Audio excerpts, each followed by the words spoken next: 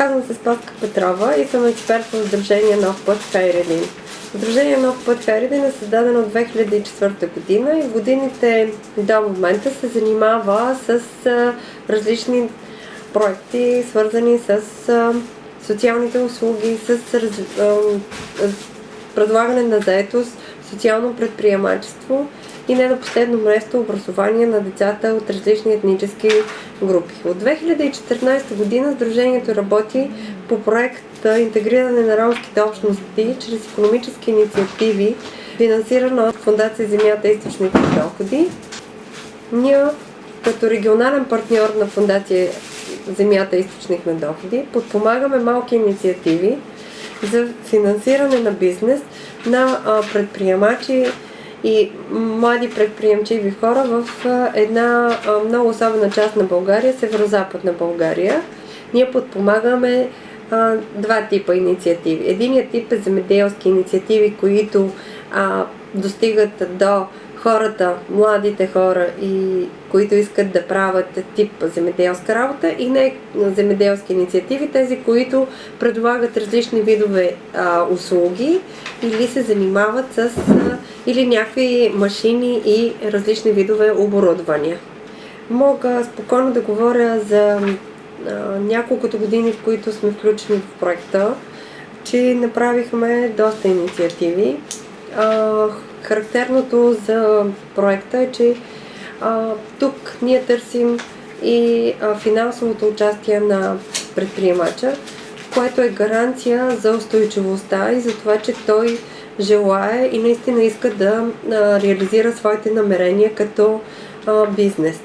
Един от примерите, които мога да дам, е един млад човек, Боян Лихарски, който в последно време, последните 2 години му финансирахме 2 инициативи. Първата инициатива беше насочена към финансиране на сеносъбирач. Боян е земеделски производител, който се занимава с овцепроизводство. Преди година и половина-2 му купихме сеносъбирача, с който той си облегчи процеса на събиране на храната за животните. А в началото на тази година му купихме балирачка. Казвам се Боян Лихарски, от село Хайредин съм. Земеделски производител съм. Имам 150 овце, 50 кози. По 100 литра на ден доя от овцета и по 50-60 от козите. Съм много доволен от покупката на балирачката. Помогна ми да се събера зимнина за зимата, за овцете, за козите. Да разширявам, да се взема по-нов трактор. До година може да се взема и косачка нова. Много интересно са двете инициативи на Тодор. Му купихме преди време една малко парче земя, което той инвестира с закупуването си на кошери и създаде така наречения своя малък пчелин. През 2016 година вече закупихме поземлен имот, в който той доразвива своето пчеларство. Казвам се Тошко Димитров Митов от село Хайредин. Занимавам се в момента с пчеларство. В момента имам 25 кошери, които мисля следващата година да ги увелича на 50 кошери.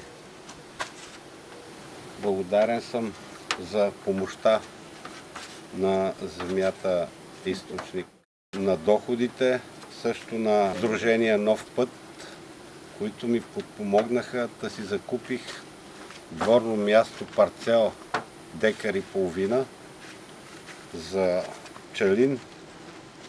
Също така съм благодарен, че ми помогнаха за закупуването на имот, къща с дворно място, което искам да се развивам с пчеларството и да си увелича кошерите.